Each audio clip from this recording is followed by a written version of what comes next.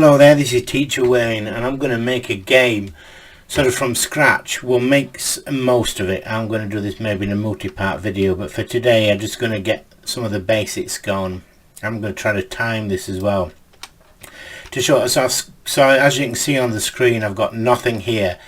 In assets, I've created two folders. I have one called imports and one called my game. I'm just going to go through these really simple because this is how I like to organize my work. In imports, I've got the standard assets that I've imported. I've also got a zombie asset. I will provide links to these later, but these are the only two assets I'm going to work with. And then in my game, which is the folder I created, it's only got scenes, which is the sample scenes that you're looking at right now. So that keeps it really simple. So the first thing I'm going to do is we're going to create a terrain, and I'm going to create what's known as the environment. So the first step in creating the game is to create a 3D environment, and I'm going to do this. I'm not really explain much, but then I'm going to sort of like speed it up a little bit as a video and show you. So I'm going to start it. So I'm just going to crack on with it. So first thing I do is create terrain. I've done this in lots of videos already, but I'm just going to sort of just do it really.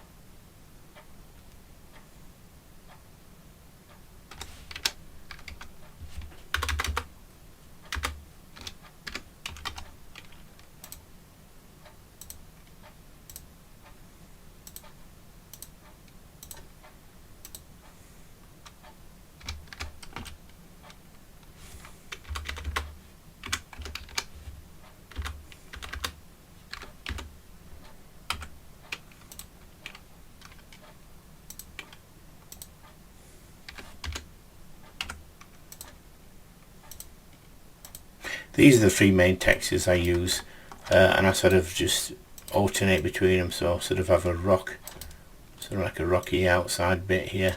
Oh, by the way, the first thing I want to do is raise the terrain. I always do that. Sorry, I should have done that. Flatten, so it's gone up 200, because I'm going to dig down and put some rivers in later.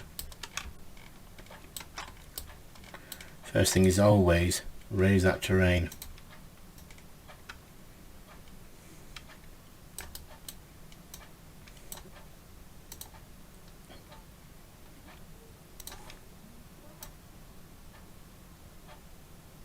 So yeah, I'm just creating some mountains here. Now I'm going to do a little before and after shot. So that is me starting it, and now I'm going to jump ahead to a fully created terrain. Right, so I've got my standard assets now in. I've got my mountain range up. I've got my water set up. I'm just going to show you. I've got two waters using the Pro Day Time 2. I'll show you where I got that from. It's in Import, Standard Assets, Environment, Water, Prefabs. It's that Pro Day one. I just literally use Pro Day 1 and Pro Day 2. So that's the water added. I've added some trees, got some mountains going on. Also, another thing is the directional light. You've got to be careful about moving it. I found a good position for it was 250Y. Because I moved the terrain up to 200, that's only 50 above the actual environment. So, and also be careful the X and Y. So I've actually got that. That's going to be in essence where the sun is for the game. So I just moved that because by default you find the directional light is underneath. So anyway, that's the environment done. I've done loads of videos on that, so I don't want to really spend a lot of time on that because I've covered it in lots of my other videos. So here's my environment to start with. So let's start with creating the two assets. So first thing I'm going to do is I'm going to create a you notice I've also deleted the camera because we're going to add the camera to the player. We're going to add a capsule controller for the player. So I'm going to go right click here, 3D object, capsule. And here is my capsule. Notice the Y is 200 because the terrain is up 200, so that is where it is. I'm just going to make sure it's touching the ground. There we are. So it's touching the ground just about there. I'll get as close as I can. Just above 200. That's about right. Also for the capsule, that's going to be renamed that to player. And I'm also going to add the camera to that. So camera, there we are. So that is where we want our camera. We want our camera on our player. I'm just moving up to where you'd expect the head to be. I can do all sorts of things with the camera, but for now we'll have that. Now we're going to add some script to the actual player to get him to move around, so that we use the cursor controls. Now I've already created this script. I'm going to briefly go through it all and show you the script. I'll give you access to the script. I'm going to go through it now. So here's my player. I'm going to go into my game screens. First thing I'm going to do is going to create a folder. I'm going to call it code, and in here I'm going to add the script for my player. Oh, another thing for player, what I want to do, can you see that says tag untagged? What I want to do is I want to tag it as player. Now as you can see, I've got player there. If you don't have that tag, just simply go add tag, click plus here and give it a name and type in player. I don't need to do that because I've already got it. So I'm going to make sure mine's tagged as player. That will come important later. So I've got my player, he's tagged. I'm just going to keep saving this as well, saving my project. Right, so there's my player. The next thing I'm going to do is we're going to add some code to the player, like I said. Now I've already written this code, but I'm actually going to just simply import this across, and I shall show you as I go along with this. So just give me a second while I find my code.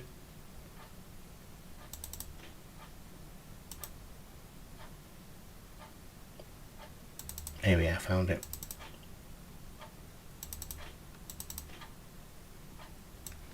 There we are. It's called player controller. Now I'm just going to, you can actually see it popping up there. I'm going to go through it in a minute, but first of all let me just click on player, and I'm going to drag and drop my code. I'll provide this code, so don't worry about it too much, but I'm going to just double click on it here and let it load up in Visual Studio, and I'll go through it briefly with you. Okay, so there's lots of different things with Unity about this. First thing is a class is called player controller. It needs to match, well, in my experience, that name needs to match what you call in the code there.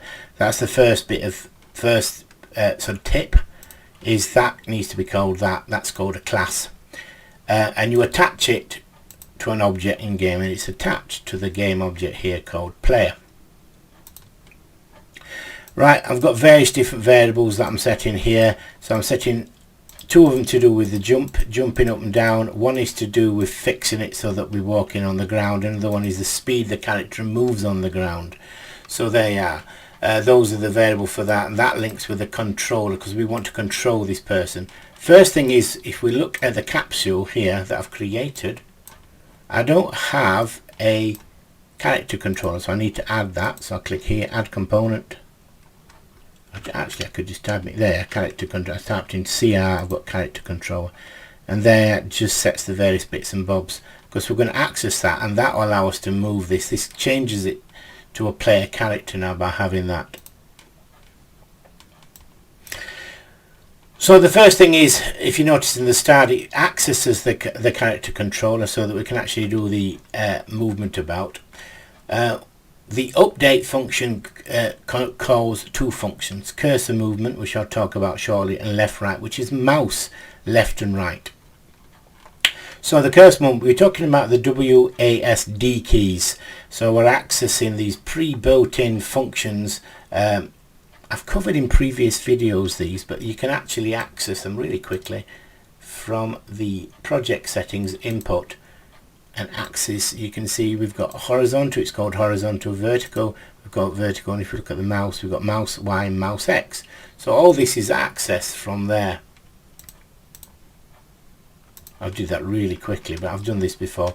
So these are all accessing the player controls in the input section. So here we're dealing with the WASD keys.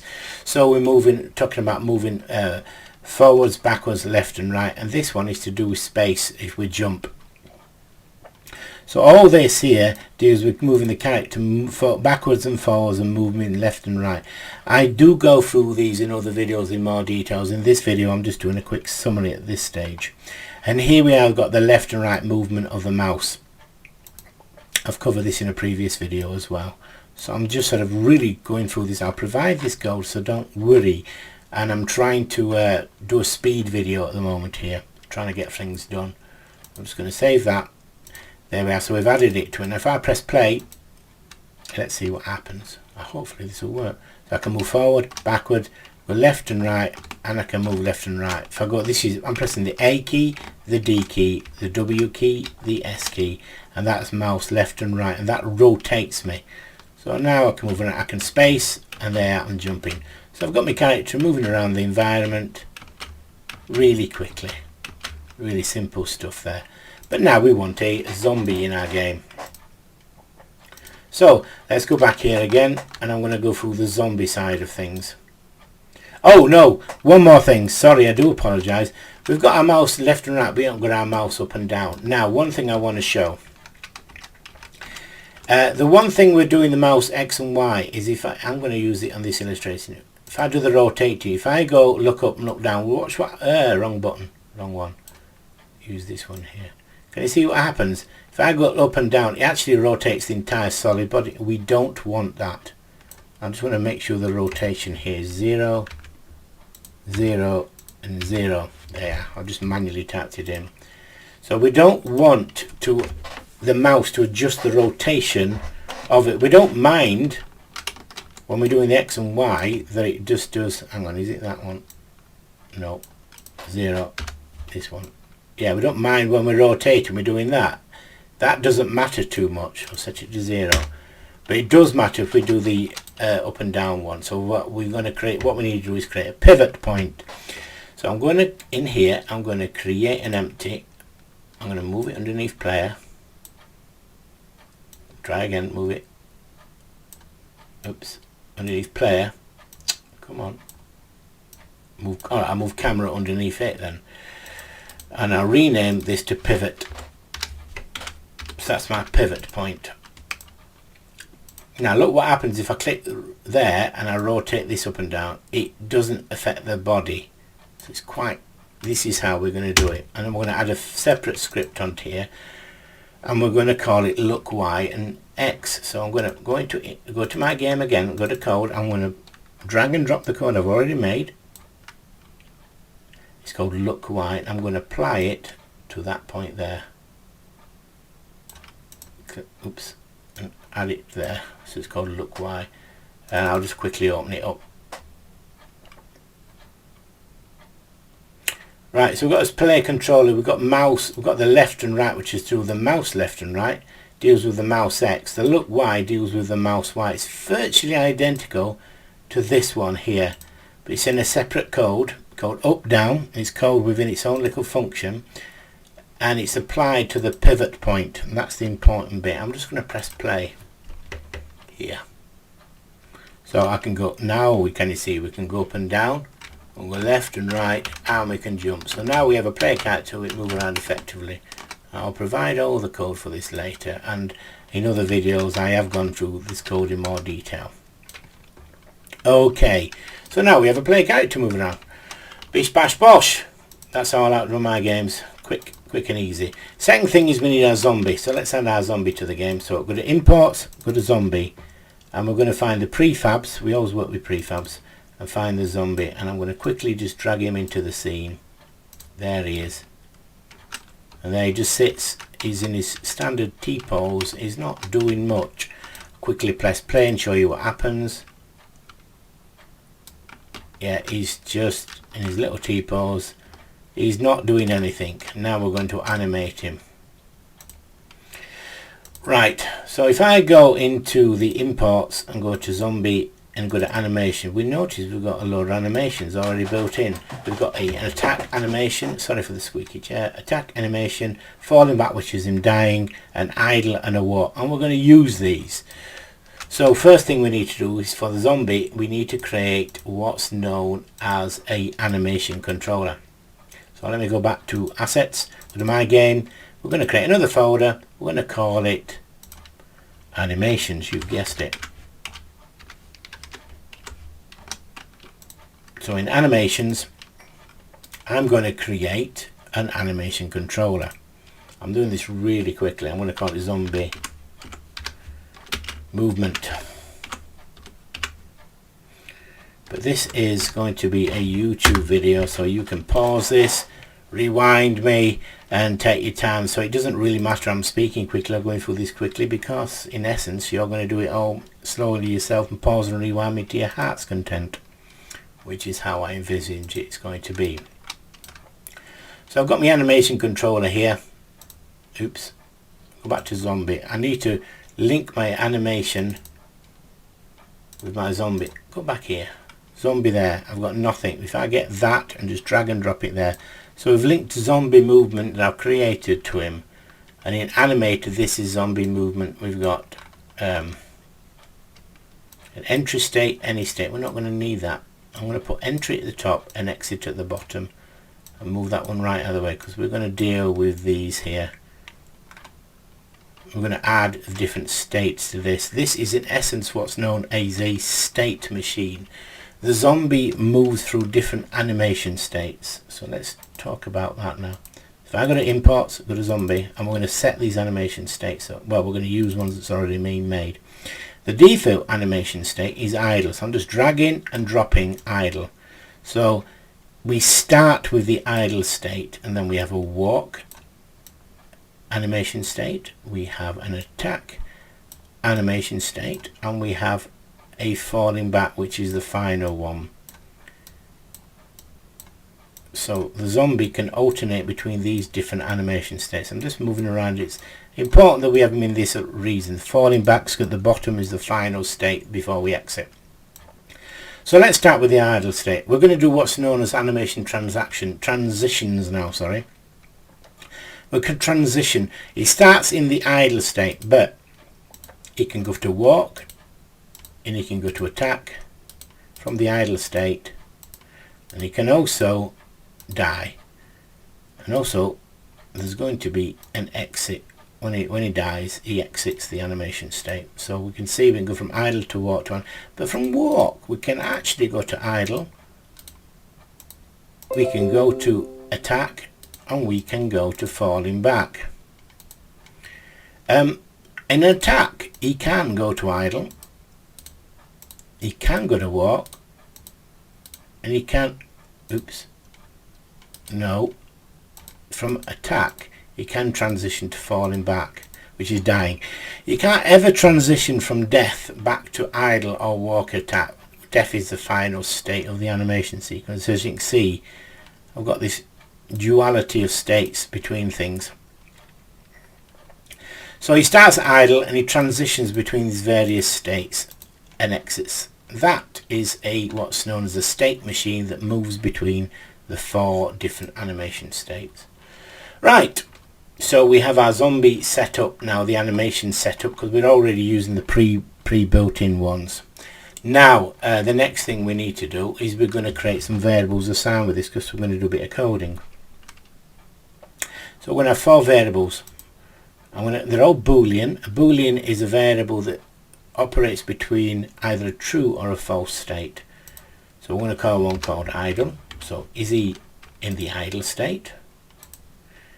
Boolean variable again. Is he in the attack state? Bool. Is he in the walk state?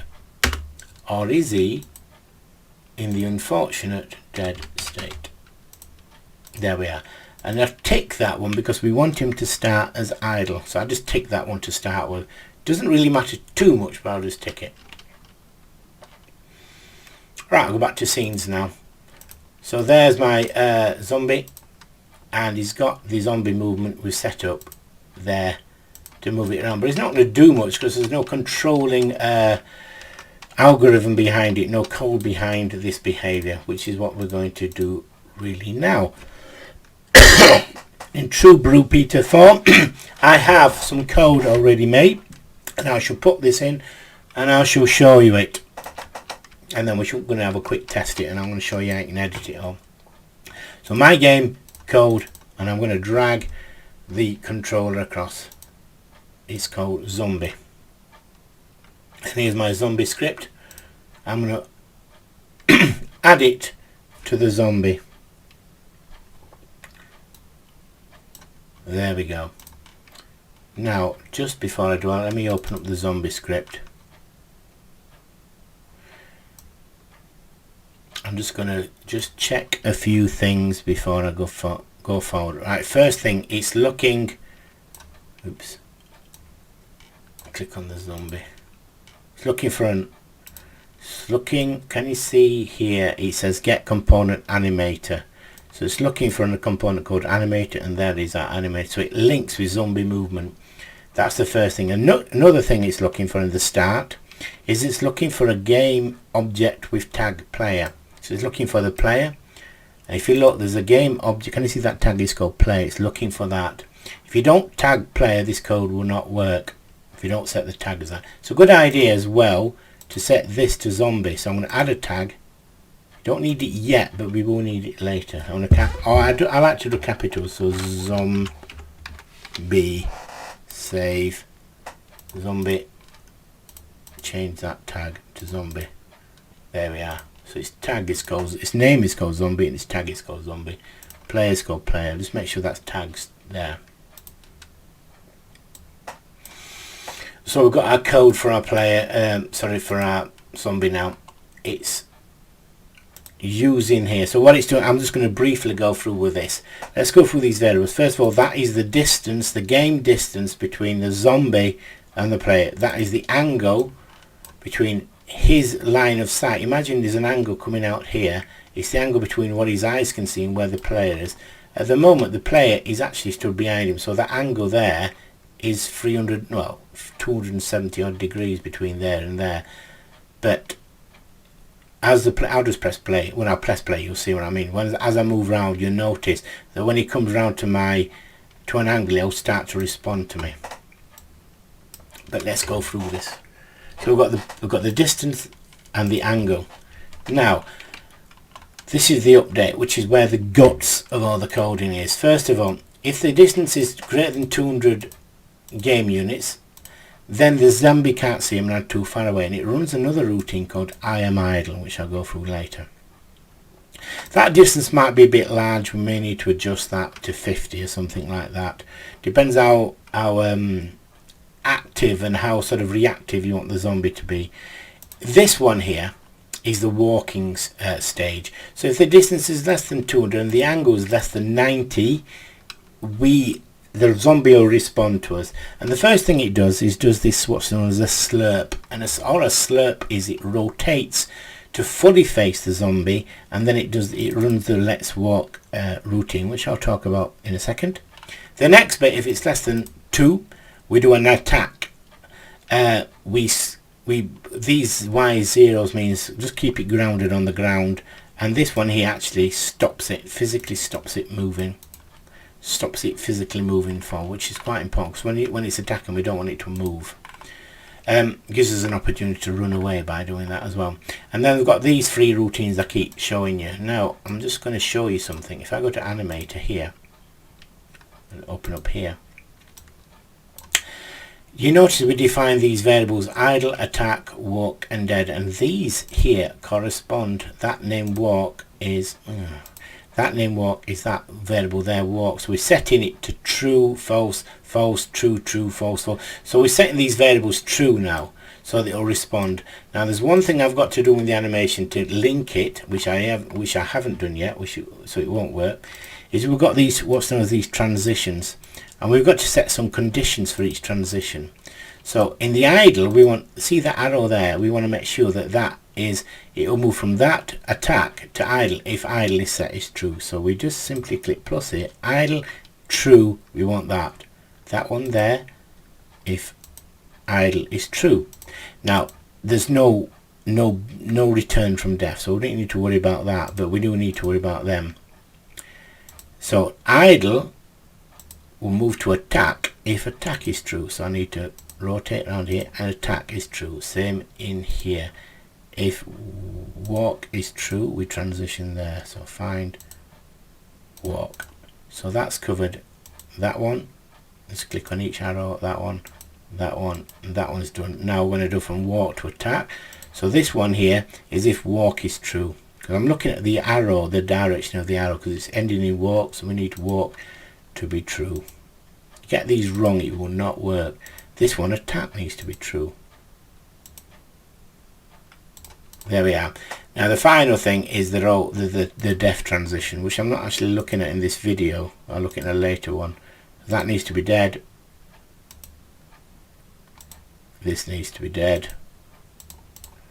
And this one needs to be dead. Simple as that. So now I've got it all set. So there, that basically, as you can see, because we're setting the variable, so if we're doing the walk, we want the walk to be true, that variable to be true. So it's like doing this basically. And so then I'm talking about walk to be true, attack to be false, and that to be false. So in other words, walk is true. So that means if we're in the idle state, if the walk is true, it'll go to there. If the attack was true, but the variable set to walk is true, it moves to there. So we end up in this state, which is the walk animation, which is what we want. Or we want it to end up here in the attack animation. Here, can you see attack is true and the other two is false? I am idle, is the idle is true and both are false. So let's have a, I'll tick that there. Scenes, press play, let's have a look, see what happens. Right, can you see he's in the idle animation, he's not doing anything. Now watch as I rotate around him. Now he's slurped, and now he's doing his walk animation, which is what we want. And he should start to do his attack animation. Yes, there's his attack animation. He did it a little bit late for my liking.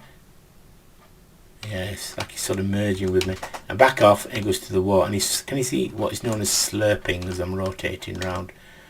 Now I've got the distance as 200, which is quite wide. I'm just going to change a few parameters here, because I think that's too far. Let's change that to 50. Change that to 50. Change that to 3.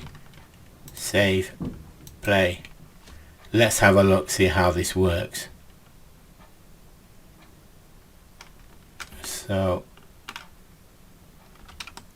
let's see if he attacks me. Yeah, oh, that's better. Then he's walking. Now if I go to 50, I'm going to try to imagine where 50 is. Let's run right over here. Hopefully, I don't know where 50 is. That's the trouble. Let's go over here a bit. I think I'm outside his range there. He's not doing anything. Let's have a look at console. Can you see the idle? That is a comment. So he's being idle at the moment. Let's go back to him. He's still being idle. Still being idle. He's walking now. Can you see that walk is tripped? He rotates really rapidly. If I go through him now, can I ever? No. Oh, he's got stuck in a little. Poor little chap. He's got stuck in a loop. So he can break him, but it's only a simple little thing I'm showing at the moment. But in essence, we've got a zombie character here. We've got a player character moving around, and we've got a very basic concept for a game, which is what I wanted to do. I've also introduced animation. The only thing I've not really shown is the HUD. I'm just going to briefly go through the HUD again. Let me clear this. So there's one more step I'd like to show briefly, and the HUD. So it is really simple. I'm going to create in the UI, I'm going to create the canvas. This is going to form the HUD. And I'm going to rename this to HUD. So in here, I'm going to add a bit of text. I'm going to call it Zombie Game.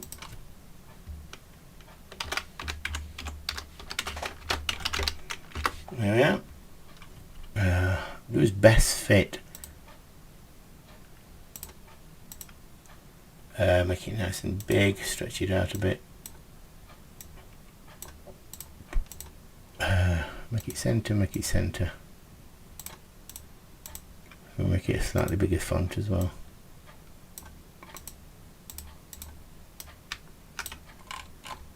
So we've got a bit, of just got to rename it to title. So title, let's add another one. How about a health bar? Go to health bar. Call it health. Health. Center. Center. Best fit. Oh, I'll put this one as best fit. Why didn't that one go? That best fit better, isn't it? I don't know why. Strange. Hang on. There we go. Because I added a line underneath it. Let's make this text, make it nice and red. Health, make that green.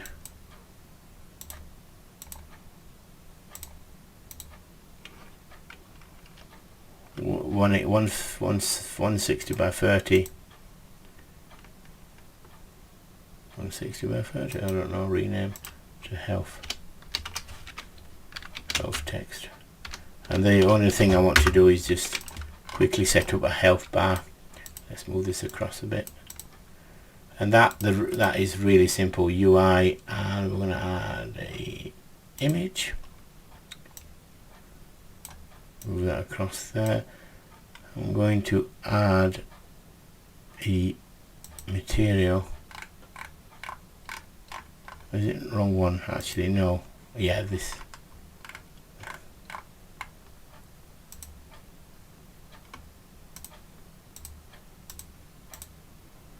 Buttons, bright text. Let me just make that nice and small. I think I might just delete that. Put it as none. Keep it as none. Make it green. Let's make it green.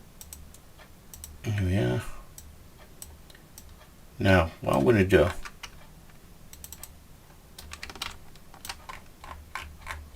is I'm going to duplicate that, so I'm going to press or rename it to health.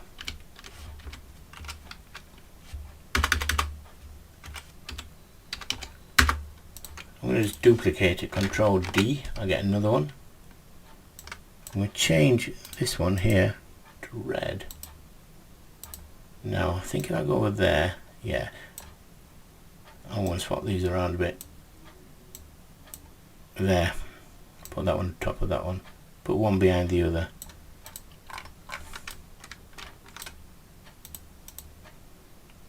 There we go. Try to get them on top of each other.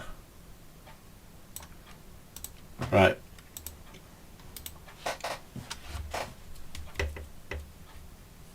So this is the health. This one here is going to be a health actual, and that one is renamed to health. What do I call it? Max. So the health actual, what I want to do is I'm going to change this here.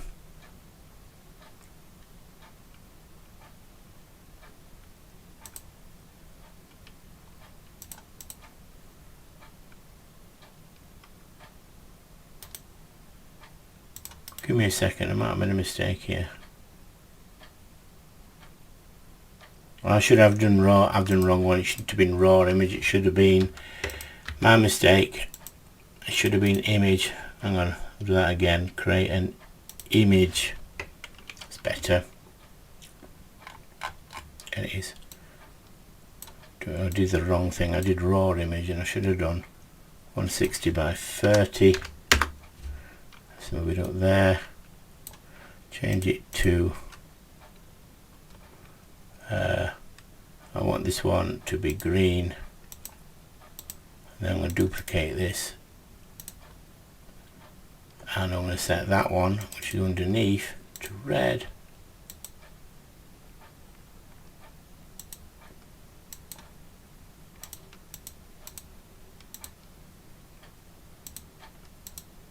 I always give them the wrong way around. I want the green one on the top. Right. These are going to be enough. I'm going to be at another video showing you how to get it so that you can get your health working in a different way, and show you how you can get it so that it can. I think I've made a mistake here, but I'll leave it for now because I want to keep this video short really.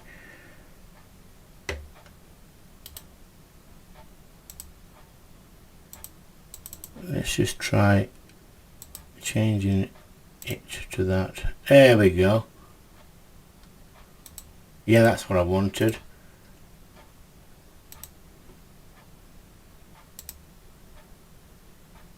There we are.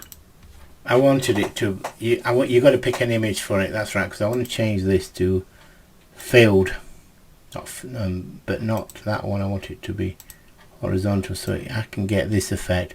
So it's like when you're taking damage, that's your max health and that's no health. So I'll be looking at that later. I'm just going to rename that to actual health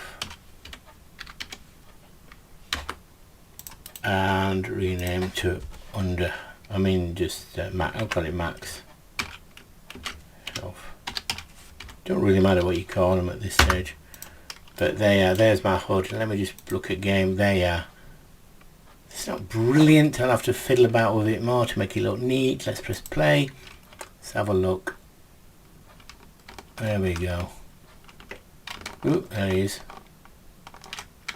He's walking at me. And there's the basics. Just one more thing. I just don't like this. I want to create, oh hang on, if I go there, go like this. I want to create here another image. I want it right there. I want this to be the full width, because all what I want to do is it just to sort of